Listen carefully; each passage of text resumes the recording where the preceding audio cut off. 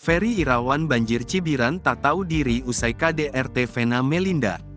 Aktor Ferry Irawan dituding tak tahu diri setelah diduga melakukan tindakan KDRT pada istrinya, Vena Melinda.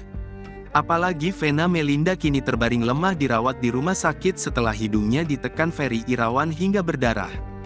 Padahal selama ini, Ferry Irawan kerap bersikap romantis pada Vena Melinda hingga mengejutkan melakukan KDRT. Dia bahkan tampak begitu tergila-gila pada ibunda Verrell Bramasta hingga akhirnya pasangan itu dijuluki sebagai pasangan bucin. Namun setelah menikah beberapa bulan, Vena Melinda justru merasakan hal lain. Ibu 3 anak ini ternyata menyimpan rahasia mengejutkan.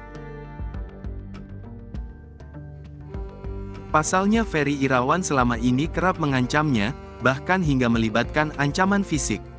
Hingga puncaknya, Vena Melinda disakiti suaminya sendiri saat berada di hotel di daerah Kediri Kota, pada Minggu, tanggal 8 Januari tahun 2023. Tak membutuhkan waktu lama, ibunda Verrell Bramasta ini langsung melaporkan Ferry Irawan ke polisi atas tuduhan KDRT.